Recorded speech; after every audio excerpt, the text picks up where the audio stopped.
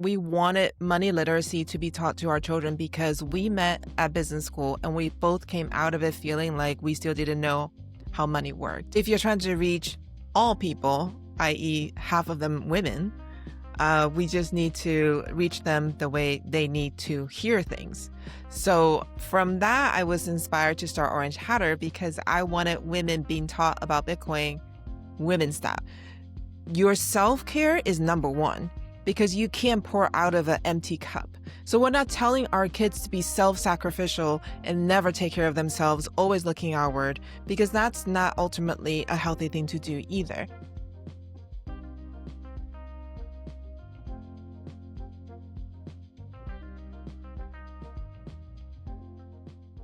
Welcome to Media Bump Exchange, the podcast where we spotlight business owners building on a Bitcoin standard. This week, we've got Tali Lindberg, the creative force behind Free Market Kids and the game HODL UP. She's an author and a podcaster and a homeschooling mom, and the list goes on. Her work, though, is not just about explaining Bitcoin. It's about weaving financial sovereignty and financial literacy into the fabric of everyday life. And that would be the case for parents, for children, and really anyone wanting to reclaim agency over their money and their education. Tali, thank you for joining us. Welcome to Media of Exchange. It is an honor to have you with us. Thank you so much for having me. I'm looking forward to our conversation.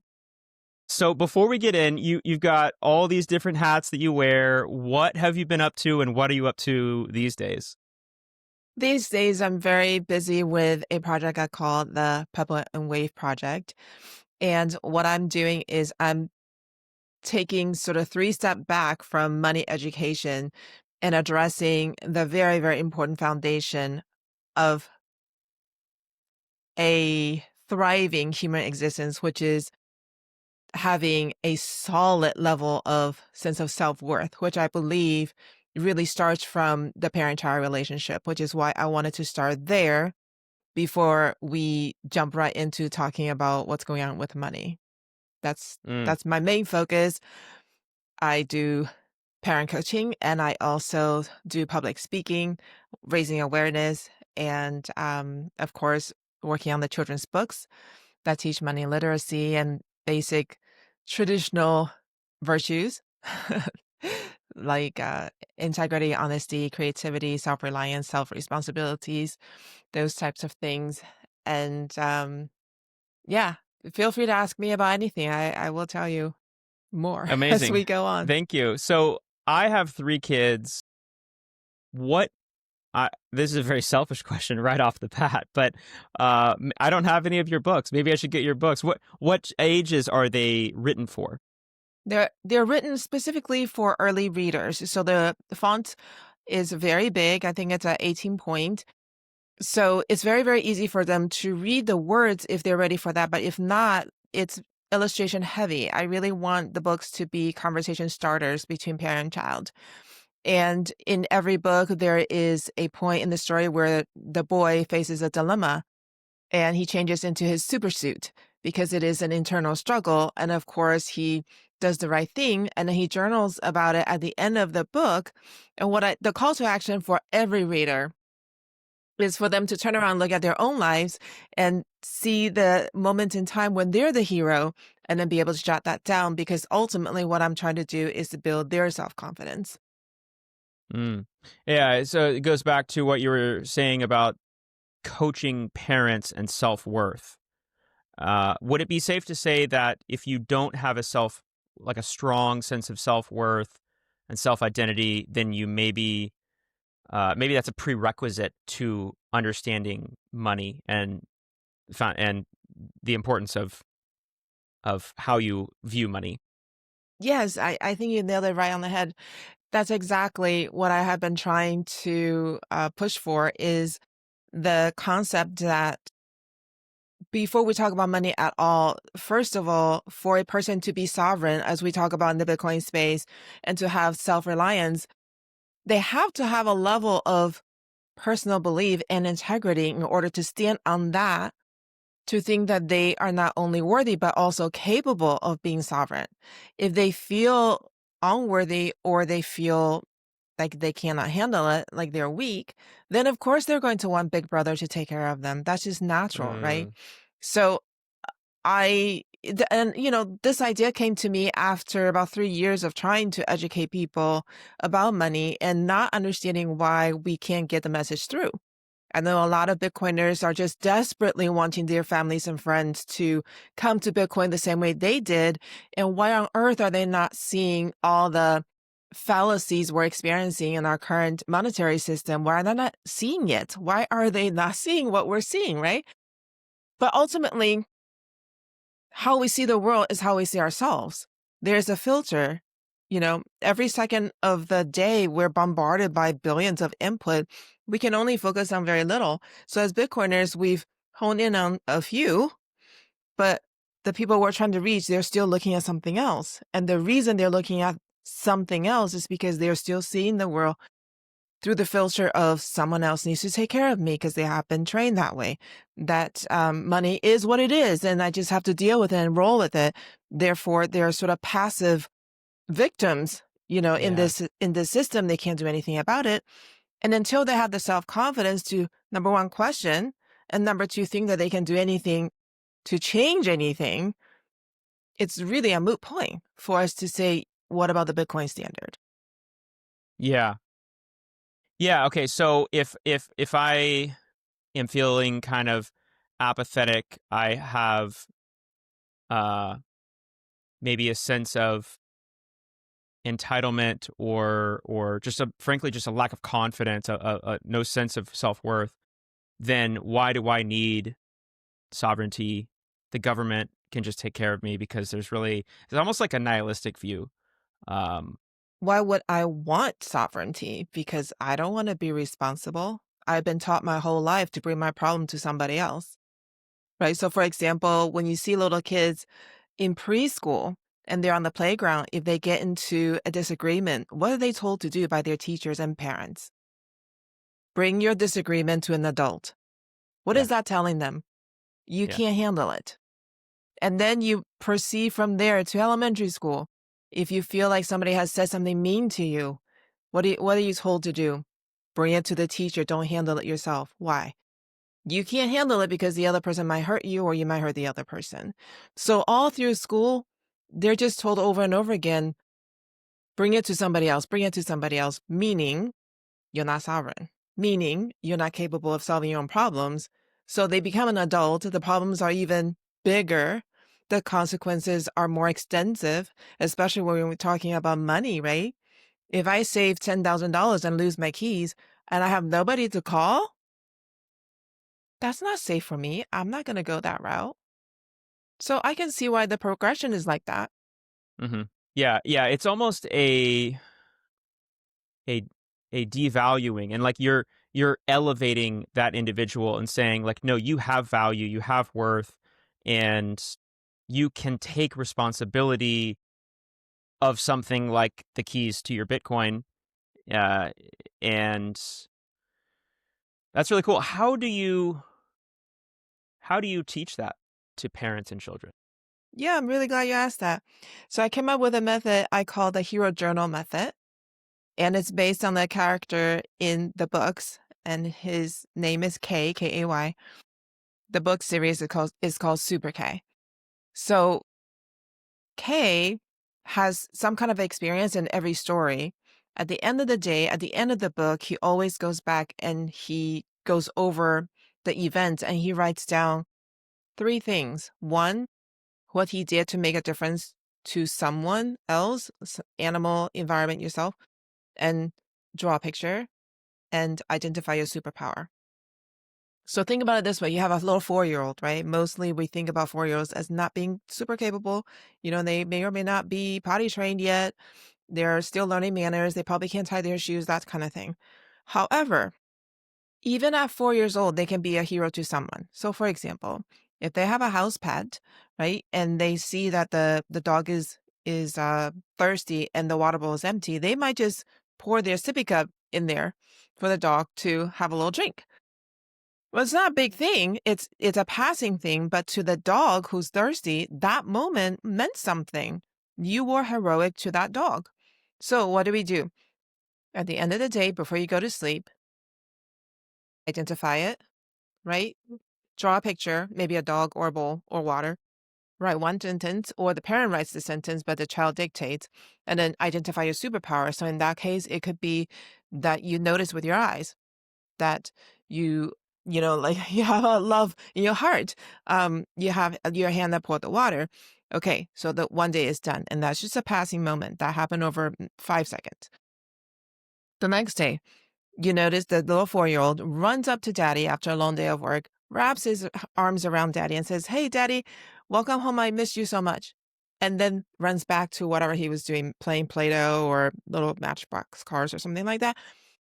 Passing moment didn't last 3 seconds, but to the dad who came home exhausted, who was hugged, that was heroic. That was refreshing for the dad. So at the end of the night, you identify it. You draw a picture, you write a sentence, you identify the superpower. Could be his arms, could be his legs. He ran up to dad. Could be his eyes. He saw dad. It could be anything, his words. So if you think about it, you do that, and it's like the compound effect and the layering effect. So superpower and making a difference, superpower making a difference, superpower making a difference. And day after day after day after day.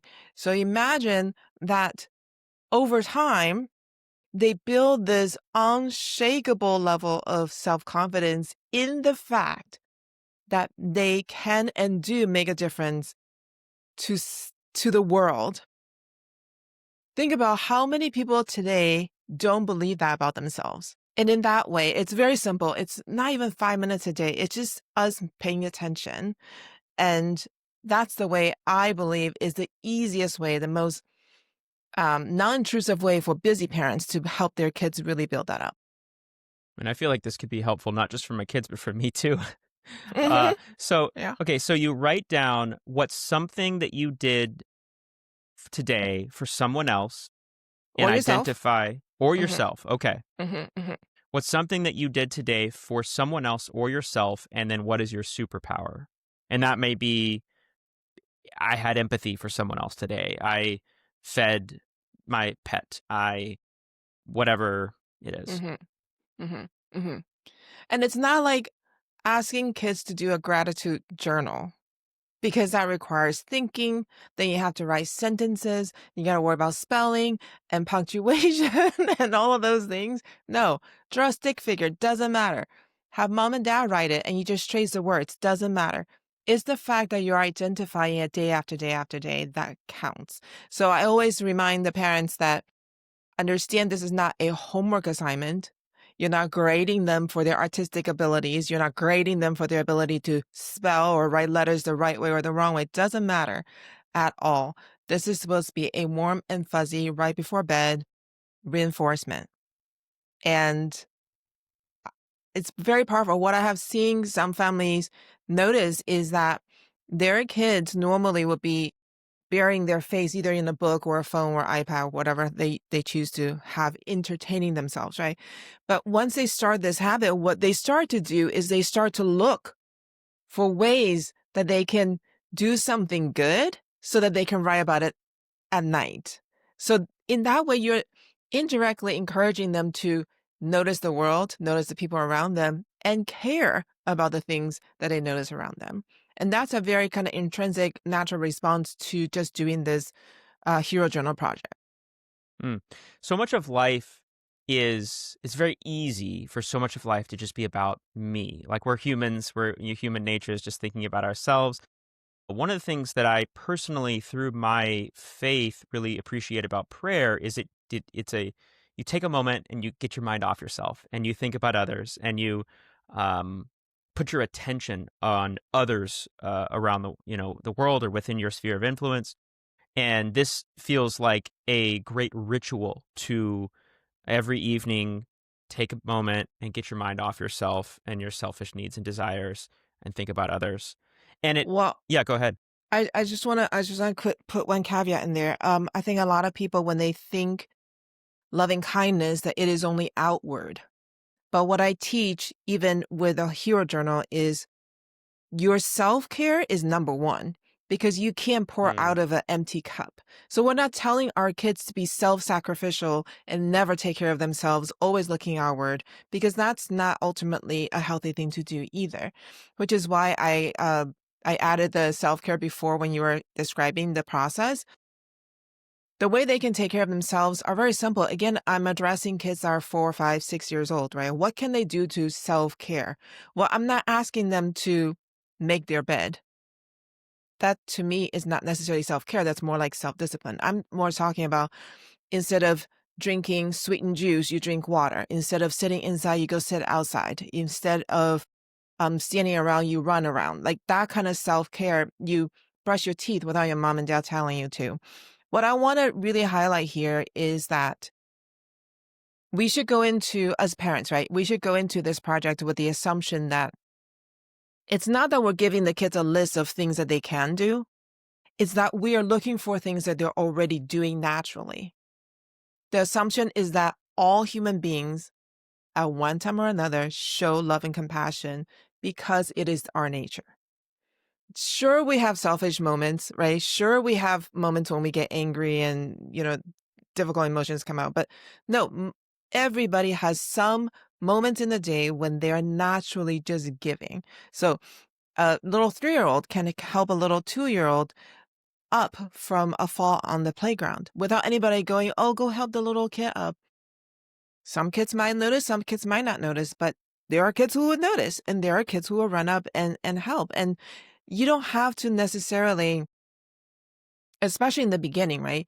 You don't fall into the trap of thinking you have to give them a list of things they can do.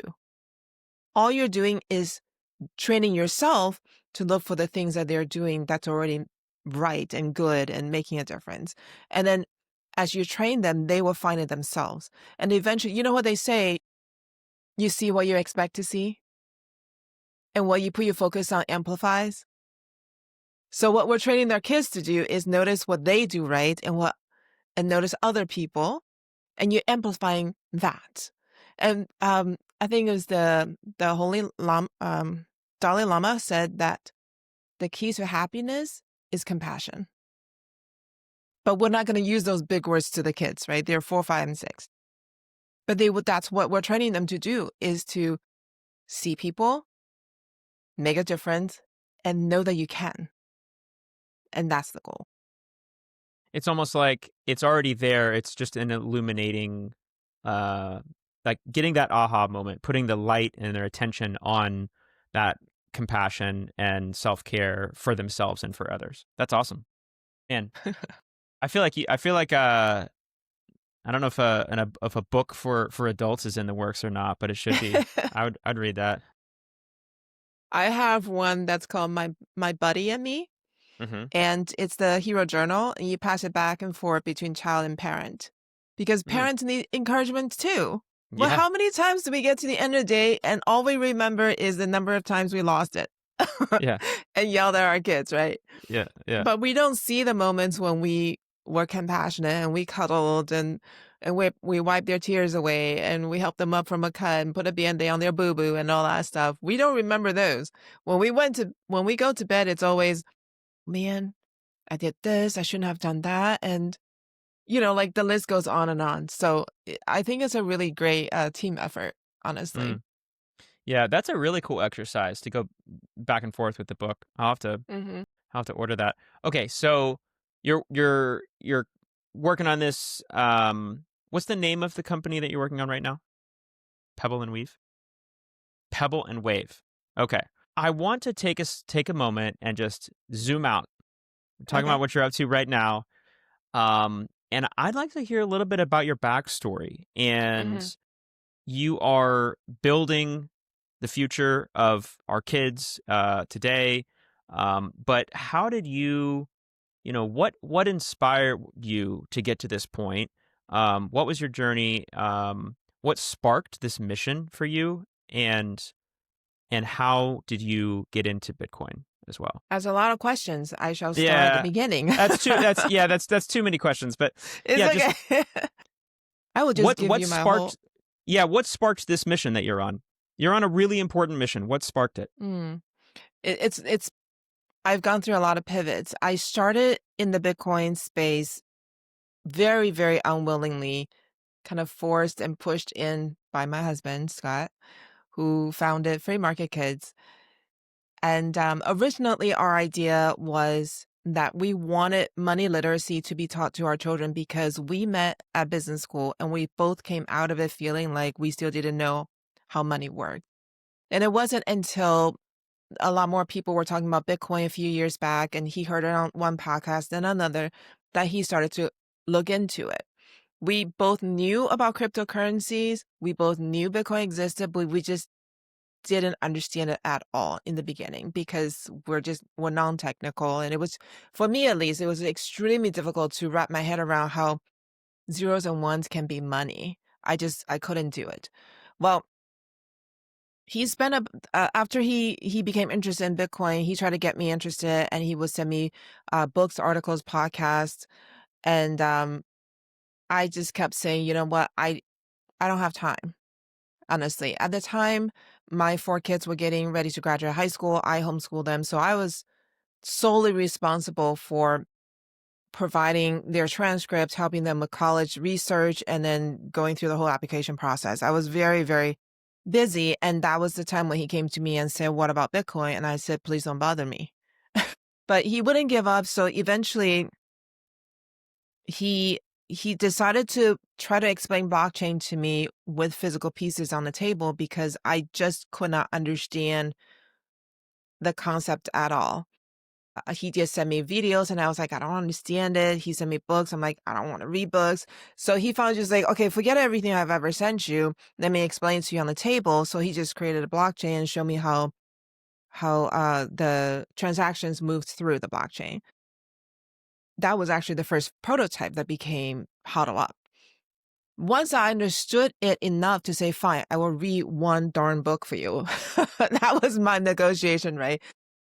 You keep forcing this thing on me, I will read one thing for you. So I What was did. that I book? read, it's Bitcoin, Hard Money You Can't F With.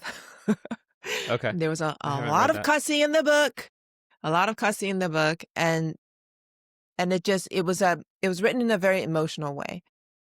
And I was so angry as I was listening to the book in sections. I would listen to one section and I have to turn it off for weeks because I was like, everything I thought was true was false. And Scott and I are both very highly educated, right? He went to West Point, we went to Yale, all of that stuff. And to realize looking back at all the sacrifices we made, all the lies we believed in, all the prices we paid, I was so angry. It took me months to finish that book. And by the end of the book, I was fully down the rabbit hole. And I said, why don't more people know about this? So during that time, he did finish Huddle Up. He had a prototype, and I said, let's just drive everywhere that people will allow us to come. Because if, yes, I'm sorry to interrupt. I'm just that's okay. curious. I just want to press on that frustration that you felt for a second here, because some of our listeners do not necessarily identify as a Bitcoiner who gets it and have read all the books and understand everything. Hmm. Within, you know, if you were to summarize within like 1 or 2 or 3 bullet points, what were the core frustrations? And I know that it's hard to summarize Bitcoin. It's hard to, distill it down. But for you specifically in your journey, what Hmm. was it that made you so angry to the point where you had to take months off from reading this book? It was mostly about money printing and how it trickles down from the decision to print to the customer. So you and I both understand that there's a huge discrepancy when they ease the money supply. What does that mean exactly? It goes to the banks, right? It goes to the banks in low interest rate. But the lower interest rate never passes down to regular ordinary citizens, right? So if two people are going in, let's say to purchase investment properties, one person has the resource through whatever contacts he has to cheap debt versus a regular person coming in with money he saved with his sweat and tears, right? After tax money. And they're going after the same property. over and over and over again. Who's going to have the upper hand?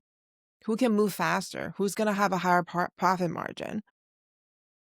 And then the reward then compounds. It's like the trajectory goes like this. And I didn't understand that. I was going to go into investment banking literally as just like a cog in the machine in the process, right? I was going to be preparing the pitches. I was going to run the numbers to make the deals and everything, but I did not understand where the money came from and how unfair that system was. And as much as I thought, oh, an investment banker can go in and make money, I didn't understand the scope of the difference between the upper echelon to the rest of the people. I was just a highly paid worker. I was still in a different space, right? And then, of course, you go down a little bit further in the socioeconomic levels, and then you start to see this disparity is just absolutely unimaginable. I understand then why people were angry, because I didn't understand why people were angry before then. I also bought into the belief that you go to college, you get a good education, and you come out, you have job security. Well, we did that. And then as soon as we graduated, major layoffs literally swept around across the country. And honestly, I did not understand how the booms and busts happened in the economy. It was explained to us as corporate greed and foreign currency policy, and maybe it's the president who's in place who should not be in place with the different economic policies.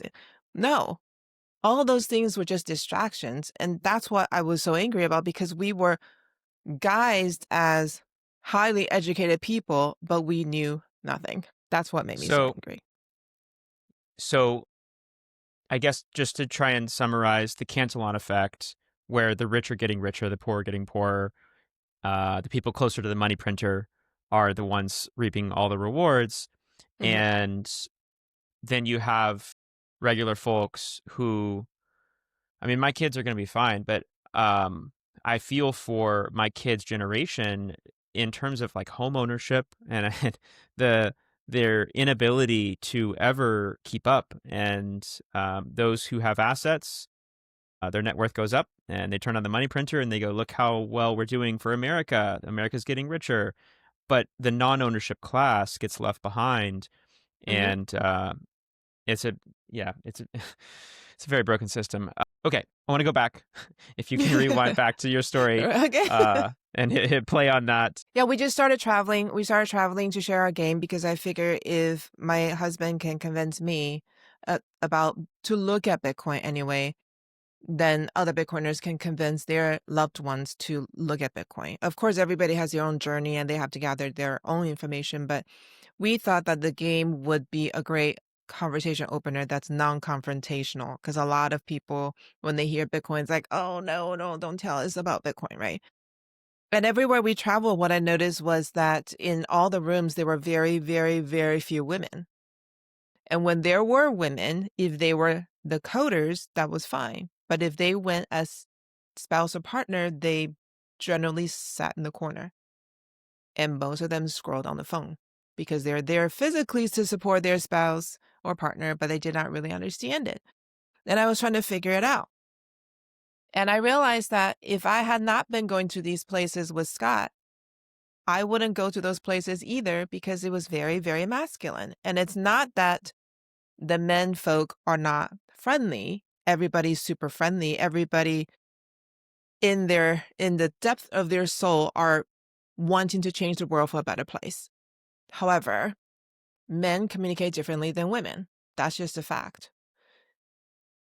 I compare it as cigar and whiskey versus tea and biscuit. We like more touchy-feely kind of talk first. Like, warm us up first before you tell me about something that's going to change or challenge my perception of the world, right? Give me some foreplay, like warming up before you get down to business. But men will just be like, handshake, let's talk politics, let's talk about Bitcoin. And then let's talk about the development in the space that nobody understands. The So That's Go so ahead. good because my wife was so exceedingly helpful for me when we first bought our first rental property. I put in the ad. It's kind of I feel kind of cringe saying this, but I put in the ad all caps, and it was like this many square feet, this price, all the things, just like bullet form, literally all caps. And my wife is like, okay, hold up, we and she all the acute uh acute quaint home as opposed to square footage, and our of course the ad performs so much better when she put her feminine touch on it. But yeah, I Right. mean we're terrible at some of these things. Yeah, and that's fine because there's a place for that. But if you're trying to reach all people, i.e., half of them women, we just need to reach them the way they need to hear things. So from that, I was inspired to start Orange Hatter because I wanted women being taught about Bitcoin women style. So I started that to get kind of entice people to at least walk a little bit closer to the rabbit hole. And then when they got closer, I thought, where am I going to send them? Am I going to send them now to like the same environment where they're being taught the nuts and bolts of Bitcoin? Like, no, they still need to continue being treated as women. So then I started the reading club. And as I gather women together who want to learn more about Bitcoin, what I noticed was that lots of women are interested, including moms, grandmas, and just women of all ages. But the ones who can come consistently are the ones without young children. Because the young children, moms, would come in and out and very inconsistently because they're usually calling in from the car. They're driving to soccer, they're driving to ballet, they're preparing meals and whatever. But they are the ones that I want to reach the most because if you reach a mom with young children, the children are too young to kind of argue back. Then you reach a whole group of people. So from there, I started to really focus on how I can communicate Bitcoin education and money education to moms with young children. And I realized that for most of them, they don't have the emotional bandwidth to talk about money education because they're mired in stuff like packing lunch, getting them to school on time, getting them to bed you know, without complaining, not spending too much time on the iPad. Don't talk back to me. Don't fight with your brother and sister. Like the normal stuff, like mom stuff. So I thought, okay, how am I going to reach these moms about money education if I don't address where they are first? Because if you go on social media and just do any kind of little bit of digging, the common questions that concern women of this age group or this life phase consist around discipline. So I thought, okay, I do want to tell them about money literacy, but let me gain their trust by sharing the stuff I have learned as a veteran mom and help them with their immediate needs. And that's how Pebble Wave started. And even as I travel to different Bitcoin conferences and I talk to all kinds of people about Bitcoin education, especially as we try to share the knowledge with the women, I realized too that there's a foundation that we're not necessarily addressing. I feel like they're 2 or 3 steps ahead of where they're told about money that we just need to start like dropping seeds, so that we can lead them on this path. It's almost like a path of skipping stones. You have to take them from one stone, then jump to the other one, then jump to the other one, and then money literacy. But we jump them to money literacy and they don't get it. We're like, what's wrong with you? So that's what I've been trying to focus on. How do you frame it for women, um, in that it's more than just an investment? Like we view Bitcoin as money, not just an investment. How do you frame it? And yeah, I mean, like, what is Bitcoin? Let's say I'm a woman. How does it work? What is Bitcoin? Well, I will answer their immediate concerns. So moms of younger children probably are thinking, how am I going to save for their college? Hmm. So they Yeah. can either go into the state college fund that has all these restrictions and tied to taxes and things like that. And who knows if it can even keep up with inflation. I would tell them about Bitcoin as a vehicle to preserve their wealth. But it's really important for me to share with them that it is still a it's an investment with risk. So there's not, I think a lot of, I've heard a lot of Bitcoiners say that their lives will be better if you just tell them to put their money in Bitcoin and they will be better 5 years from now. I said, well, I can't guarantee that. I can't guarantee where Bitcoin is going to be. It takes wild swings, right? High highs and low lows. When the moment comes and they need the money, I don't know if it's going to be a high or a low. So all I can say for them is let's take a look at what's happening with the money you do have now. Let's say you do put the money in the state-funded college investment vehicle, right? Okay, the government continues to print. Inflation is not 3% or 5%, as the media wants you to believe. The last time you went to the grocery store, you know that your grocery bill has doubled.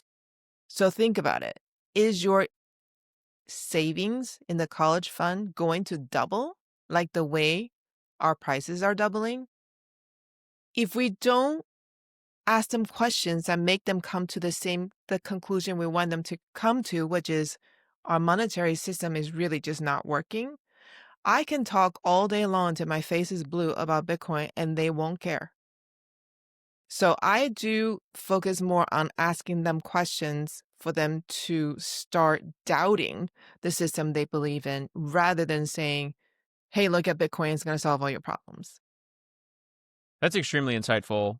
Um, I like how, if I start talking about inflation and CPI and charts and people, they just turn into a blank stare. But grocery store, everyone goes to the grocery store.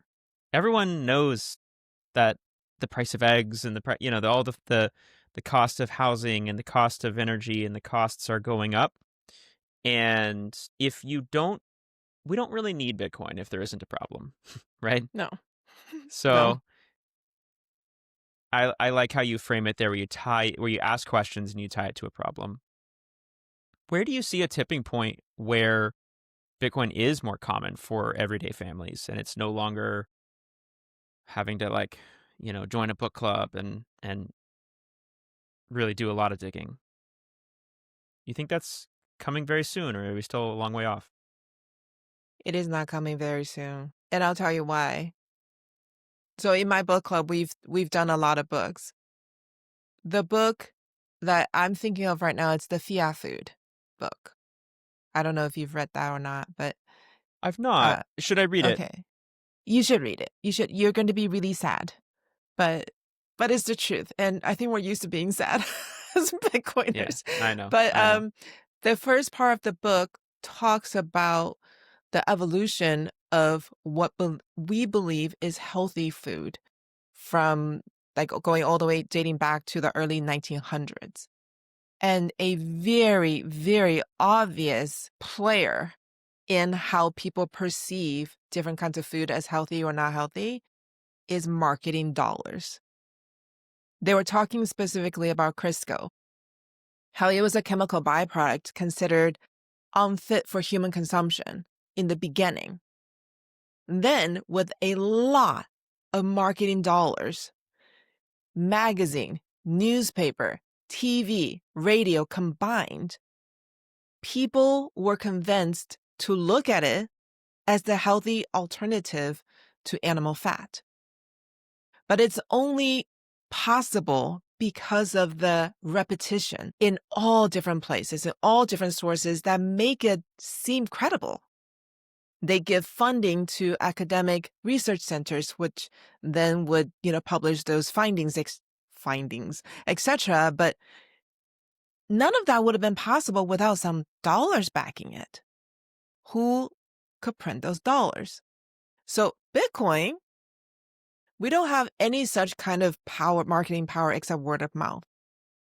Word of mouth is powerful if you reach people at the right place in their life circumstances, as we talked about, right? So we don't have the marketing dollars to get in front of people over and over and over and over and over again. So the repetition is not on our side. It actually is against us because cryptocurrency has such a bad reputation. So is it going to be soon? I don't think so. I really don't think so. I think we have a lot of competitive ideas in the marketplace right now, especially with different types of cryptocurrencies out there that are so confusing.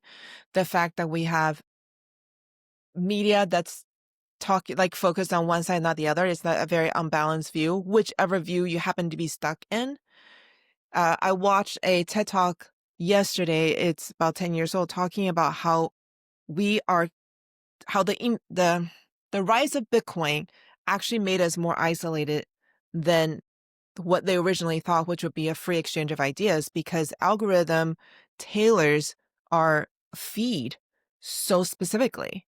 One example this guy used was two friends typed in Egypt in Google and took a snapshot of their result. One friend, when he typed in Egypt, all that came up were all the violent news having to do with the country. The other one was just cultural. Same word, nothing else. The results were night and day because we're being fed what the algorithm thinks we want to see. So our viewpoint is getting smaller and smaller. I think there's a lot of work to be done, for Bitcoin to actually become a money standard. Mm-hmm. I think I'm realizing that more and more every day about how early we are. Um, yeah, no, I teach my kids all the time. It's billions and billions of dollars that are being spent to by marketing departments in some of the largest companies in the world, trying to hack your psychology, and in many cases doing a very good job at it. Um, Especially now that we have the internet and we have media, we have YouTube and algorithms and social media, and now AI, and to be very cautious and to remember they are trying to get you to buy their products. They are trying with all their might to get you to buy their products, and that does not necessarily mean that they're thinking of you in they're keeping you in mind, and it's not necessarily advantageous for you to buy their products for Mhm. you. And it's not Um, even just things you buy per se, it's ideology and well, that's a very good point. culture Yes. and all of that stuff. Like, we in the Bitcoin space can also become very fishbowl, like we're Oh just yeah. echo chambers to ourselves. We take a little step back and like, wait a second, other people don't believe what we believe, but they're all in their own little bubble too. Polarization is one of the things that really frustrates me right now, and I don't I don't know what to do about it. The internet's not going anywhere, and it seems that we continue to get more and more polarized every day. Obviously, having conversations is one of the most important things. Thank you for having a conversation with me, Tali. I feel like I could go on forever with you. You're really fun to talk to. But I know we are tight on time today. Where can we send folks who want to learn about all the incredible things that you are up to right now? Right. For the Bitcoiner women, just go to orangehatter.com and all the information is there. If they're interested in HODL UP, that would be freemarketkids.com, freemarketkids.com. And if they're interested in parent coaching, then go to pebbleandwave.com. And they can find me in all three places. Amazing. Okay. And that's WAVE, pebbleandwave.com. Yes. And Yeah. the Okay. idea is that the pebbles you drop are those nightly reinforcements of things you do well and right and make a difference. And then the wave is what extends outward and deepward. Deepward. Is that word? Mm. Deepward. And yeah, I love that analogy because the wave really can be almost infinite for every Mm-hmm. pebble that you drop. Mm-hmm. Mm-hmm. Amazing, Tali. You're awesome. Thank you for so much for joining me. And You're so welcome. yeah, thanks again. Thank you for having me.